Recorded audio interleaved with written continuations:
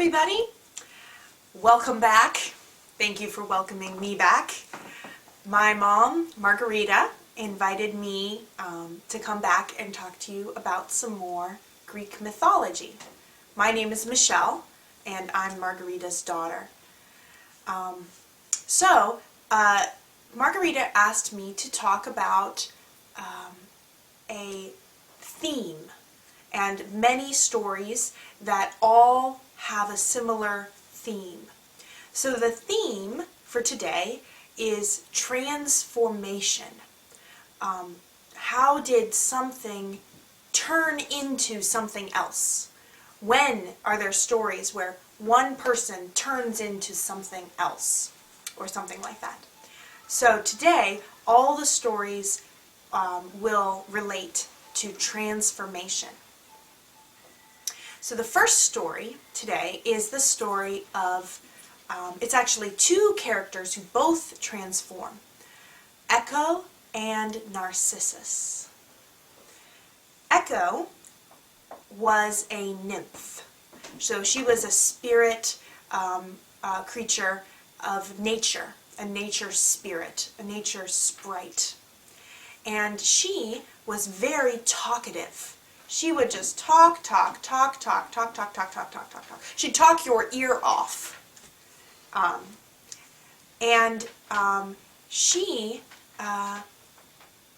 She had lots of friends who were also nymphs.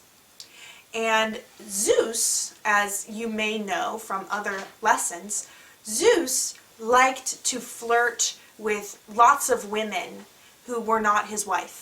His wife was a goddess, Hera, but Zeus would have many affairs. And he really liked nymphs. They're very beautiful, playful, whimsical. And so Zeus would often come and mess around with Echo's friends. And Echo's friends were always in danger from Hera, who was very jealous and revengeful. So Echo wanted to help her friends and protect her friends. So when Zeus would come to the grove, to the clearing in the forest where the nymphs would play and dance, Echo would go to Hera and talk with her and tell her stories and charm her and entertain her and distract her so that she could never catch Zeus playing with the nymphs. But eventually Hera discovered that this is what Echo was doing and that she was very angry with Echo. So she put a curse on her, that Echo, who loved to talk, could not talk. She could only repeat what someone else would say. So if someone said, "Echo, are you there?" she would say, "Echo, are you there? Are you there?" But she couldn't say, "I'm here, I'm here." So that was the curse put on Echo. But it was okay. Echo worked it out. She was able to get by, more or less. And she one day saw a young man hunting in the forest. This man's name was Narcissus. And Narcissus was unbelievably beautiful, very handsome, very good looking. And all the women just fell head over heels for Narcissus. He was so good looking. And Narcissus knew he was very good looking. And so he looked down on all the girls who liked him. Even nymphs and even goddesses thought he was very beautiful and were interested in him, but he turned them all down because none of them was beautiful enough for him. He was too beautiful, too good looking for them. So he was very proud, very vain, and heartless. He didn't care about all the women whose hearts he broke. Now, Echo saw him, and she fell in love with him too. And so she followed him around, and whenever he would say, if he would hear something, he would say, "Is anyone there?" And she would say, "Is anyone there?" And he would say, "Oh, I'm here. Someone's here. I'm here." And she would say, "I'm here. I'm here." And he would say, "Well, come out so I can see you." And she would say, "See you. I can see you." And she came out. And then he saw, oh, it's just a woman. And he lost interest. And so he turned away and ignored her. And there was nothing she could do. She couldn't speak to him. She couldn't reach him. So she just followed and watched. And she was another broken heart. Now, the gods saw what Narcissus was doing, that he was hurting all of these women, and that he didn't care. And they thought he was so proud, he deserved a punishment that fit with his crime, with his pride. So, they sent Cupid to make him fall in love. And Cupid did a very clever thing. When Narcissus was leaning over a creek to fill up his water jug, Cupid shot him with an arrow just as he was looking in the creek at his own reflection. And so Narcissus fell in love with himself. And he was so in love with the beautiful image he saw in the water that he couldn't tear himself away from it. It just broke his heart that to see this person that was so beautiful, that he wanted to be with so much, but could not reach, could not access. And so he stayed day after day by the water, watching, sadly, looking at the image, and withering away. And so Echo, her heart was broken, and she's watching. Echo was watching him the way he was watching his reflection, and both of them began to wither away because they could not have the person they loved. And the gods thought this was kind of tragic, and that's not how they wanted it to end. They wanted Narcissus to learn something, but he didn't learn. So they changed Narcissus into a flower. And the flower bears his name, Narcissus. So you can put into Google Images Narcissus and see what a narcissus looks like. It's a beautiful flower. But, of course, it cannot love anybody. It can only stand still where it is planted. And Echo, she became so brokenhearted that she just wandered away into the lonely places, into the mountains, into the caves, searching for love again. And you can still hear her if you go out into the mountains or into caves, and you call out to her. She'll call back to you.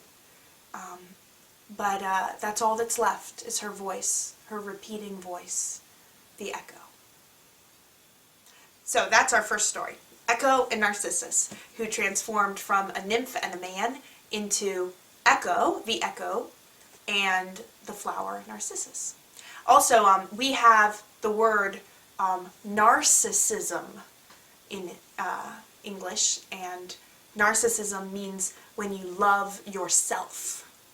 And that word comes from this myth of Narcissus.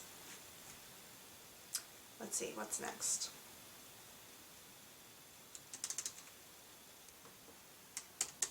Okay, our next myth is about a king named Midas.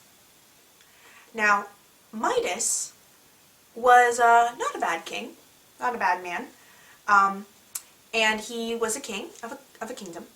And one day, he was walking along, and he heard someone screaming. and he went running, and he saw in the river a satyr. A satyr is a creature, that is half man, half goat. He's got the bottom legs of a goat and the upper torso of a man and some horns. We have a question. Yes? Have you ever heard it pronounced satyr, or is that a different thing, or is that a mispronunciation? Oh, okay. So a satyr and a satyr are the same thing. They're not different things, and I've heard it both ways. So I think that both are okay. Satyr, yeah. But it's a man with the legs of a goat and horns. Another word for this is a faun. A faun is the same creature. A faun is the child of a deer, but it is also a mythical person with the legs of a goat. Satyr or faun. And you can see Mr. Tumnus in the Chronicles of Narnia by C.S. Lewis. He is a faun. So there are fauns and satyrs and satyrs in other stories, other traditions other than just Greek myths. Okay, so there was this faun in the river, and this faun was an old man named Silenus. And Silenus was a special satyr. He was the tutor. He was very wise, but also very fun, had a lot of fun, and he drank a lot. He was almost always drunk, but he was very wise. And he was the teacher, the tutor of the god Dionysus, who is the god also known as Bacchus, the god of grapes and wine and parties. So Dionysus, who was one of the few half-humans, he was the son of Zeus and a mortal woman, who became a god of the 12. It was a long time before he became a god, while he was on Earth, and this satyr, Silenus, was his teacher. And Silenus had fallen into the river in a drunk stupor and was in danger of drowning. So King Midas, without a second thought, threw off his robe and dove into the river and rescued Silenus and brought him back to his castle and treated him well with honor and respect, and gave him more wine and took care of him until Dionysus came to collect his friend Silenus. Now when Dionysus came, he wanted to reward Midas for this kindness he'd done. So he said to Midas he would give him a wish, one wish, whatever he would like. And King Midas was a kind man, but not very wise. So he wished for something that would make him rich. He wished that everything he touched turned to gold. And Dionysus looked at him and shook his head and smiled and said, "Okay, if that's what you want, go for it. Your wish is granted." And King Midas was very excited. He reached out and he touched a tree, and it turned into gold with golden fruit on it. And King Midas was so excited. He ran through his castle, his palace, touching pillars and touching tables and touching carpets and tapestries, and everything was turning to gold. So for the rest of the day, he went around touching things and turning them to gold. And he worked up an appetite. So he told his servants, "Make me a feast. I'm going to celebrate my new wealth." And they made him a big feast with quail and fruit and whatever else they had in ancient Greece. And he sat down, and picked up his knife and his fork, and they turned into gold. And he speared a grape, put it in his mouth in honor of Dionysus. But before he could swallow it, he choked and spat it out. It had turned to solid gold. he didn't know what to do about this. So while he was scratching his head, he took a swig of wine and spat it out, droplets of gold. How terrible. As the full significance of this was beginning to dawn on him, his daughter, 10-year-old, apple of his eye, came running through the golden halls to see him. And before he could do a thing, she ran up to him and threw her arms around his neck and was changed into a golden statue. Mm. That was the last straw, with tears of gold rolling down his cheeks. Midas disentangled himself from the arms of his daughter and ran out of the palace, crying out to Dionysus, "Take it back. Take back the golden touch. I don't want it. Give me back my daughter. Take it away. It's a curse."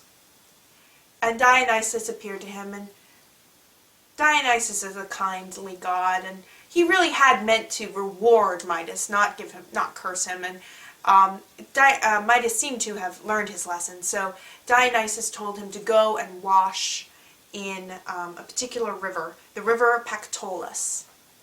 And so Midas ran to the river and jumped in and washed himself. And as he washed, the water turned to gold and then ran clear again. And this is why the river Pactolus is full of gold. It's a gold-rich river, because the Midas touch washed into the river. And so when the water started running clear again, Midas ran out of the river and ran home and started touching things. And everything he touched turned from gold back. And so he ran straight to his daughter and touched her with bated breath, holding his breath, waiting to see what would happen, and she was restored to him. So he turned everything back from gold, back into the original thing, and he no longer cared about money after that. He didn't even want what he had. So a lot of people stop the story there. That's the story of the Midas touch, and we still have that concept. A person with the Midas touch is somebody who is very successful at everything they try to do. It's as though they touch a business and it turns to gold. It becomes very profitable. So that's the Midas touch. But there is more to the story. King Midas did not like the Midas touch, and after he got rid of the Midas touch, he actually became a disciple of the god Pan. Pan is a wild, he's actually also a faun. He's a god, but he looks like a faun. And he's the god of chaos and the wild wood. So King Midas gave away all of his wealth and moved out into the forest and devoted himself to Pan. And still was a friend of Dionysus and on good terms with the gods. But one day, Pan challenged Apollo to a contest in playing the lyre. The god Hermes invented the lyre, but the god Apollo invented how to play it and developed music on the lyre. The god Pan plays panpipes, mainly. That's where you get the name of the pipes. I don't know if you can imagine pipes of different lengths, and you play them by blowing across the top. Those are panpipes, and the god Pan plays them. And he was quite good. So he challenged Apollo to a music contest. And Midas came and attended the contest. And everyone agreed. It was no contest at all. Apollo was by far the better musician. But King Midas stood by his god Pan and said that he thought he liked Pan's music better. And Apollo was so offended that he said that King Midas must have the ears of a donkey to prefer the music of Pan. And no more had he said that than King Midas grew donkey ears. And from then on, he had donkey ears. And he was so embarrassed that he wore a turban, a cloth, around his head to cover up his ears so no one would know. It was a big secret. The only person who knew about King Midas's donkey ears was his barber, his hair cutter. So every now and again he would have to go and have a haircut, and then the man who cut his hair would see his donkey ears. So he knew. But King Midas told him, if you tell anyone, I will kill you. You cannot tell anyone. It's a big secret. In some stories, some tellings of this story, they say that King Midas actually killed the barber after he would get a haircut each time. He'd get a new barber each time and kill him after getting a haircut each time to keep the secret safe. But eventually he ran out of barbers, so he had to keep one of them alive, or else he would have no more haircuts. So that time he told the man, you better not tell. Keep my secret. So the man kept the secret for a long time, but he wanted to tell somebody so badly. It was bursting from within him. So he went out into a field and he dug a hole and he whispered into that hole, King Midas has donkey ears. And then he buried it. And this would have been fine, except that from the hole grew a reed. And the reeds whisper in the wind, you know. And so the reed whispered, King Midas has donkey ears. And then the wind heard it. And now everybody knows it. So that's how we know today, because the wind spread the story all over the place, and now the word is out. King Midas had donkey ears. King Midas isn't the only one who had donkey ears or became a donkey or something like that. There are other stories of other people who, it's similar. It is reminiscent of King Midas in other stories. One example is in the play by Shakespeare, A Midsummer Night's Dream. A man, a foolish man, sort of like King Midas was foolish, he is trying to put on a play with some of his friends, but he gets so excited about every single part in the play that he won't let anyone else play anything. He wants to be every character. What was that guy's name? Who wants to be every character? The guy.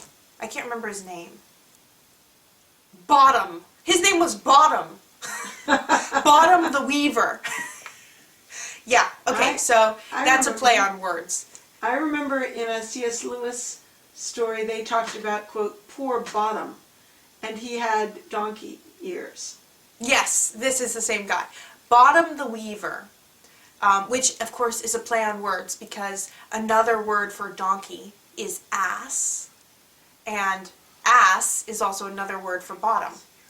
So, Bottom the Weaver is very foolish and he's very annoying, and he and his friends are out in the woods trying to get ready for this play that they want to put on. And in the woods are all of these fairies, and the fairy king wants to punish the fairy queen for being unfaithful to him. So he creates a love potion, and he wants to force her, sort of like Narcissus, he wants to force her to fall in love with something ridiculous so that she will look foolish and everyone will laugh at her for falling in love with something other than the king, the fairy king. So he forces her to fall in love with Bottom.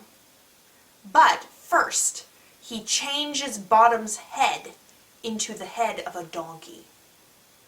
So now there's this man with the head of a donkey. He doesn't know he has the head of a donkey. He thinks he's still this wonderful guy who's going to be able to play every part better than anyone else. And he's very silly man. And now this gorgeous fairy queen has fallen in love with him, and he thinks he deserves it because he's just so attractive. Anyway, so that's something that's similar. That's a story that's sort of similar to King Midas. Another story that's a bit reminiscent is a story in the Bible from the book of Daniel. Daniel was a prophet who lived in a time when Israel was in exile, where a foreign power was controlling Israel. And Daniel the prophet had been taken as a slave for the king of Babylon, whose name was Nebuchadnezzar. You can look that one up. Nebuchadnezzar. And Nebuchadnezzar was very powerful, but a bit foolish, sort of like King Midas.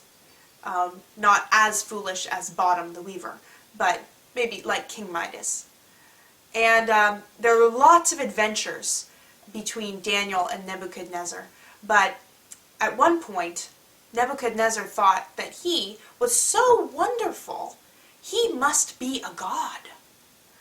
And so he thought people should worship him. Actually, he thought this several times, and it always got him into trouble. But one time he thought this. He was so proud and vain and silly that God, the real God, cursed him to lose his mind and to become crazy and to think that he was a donkey. And so he started running around on all fours and eating grass and not talking English or whatever, not speaking.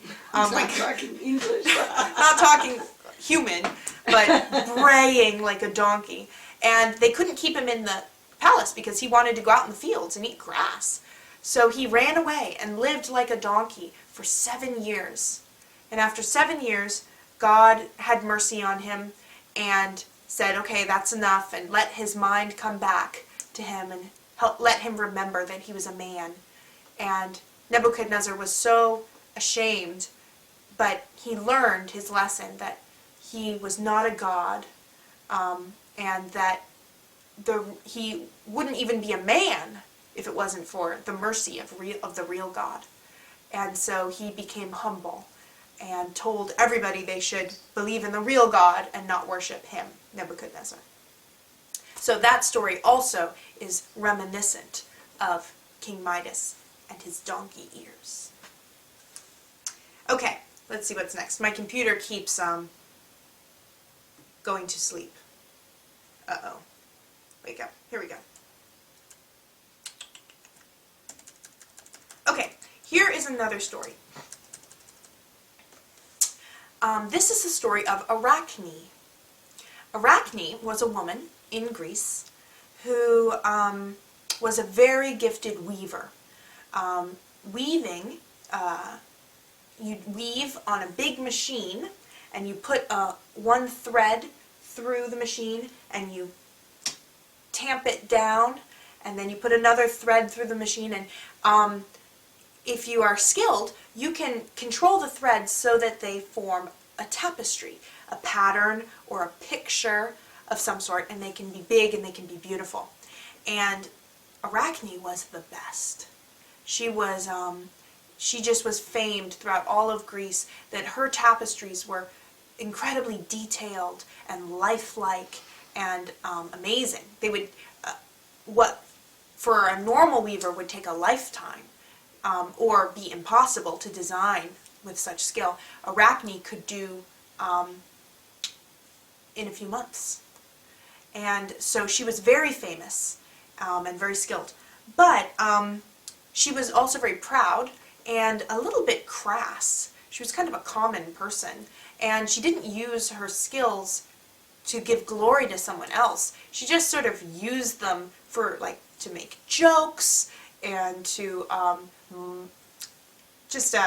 to show off her skill and to make money. And one day, she started bragging that she was actually a better weaver than Athena, the goddess who invented weaving. And Athena heard about this, and Athena is the goddess of wisdom and of war. And so Athena was perturbed. She was disturbed. And so she disguised herself as an old wise woman and went to Arachne's shop.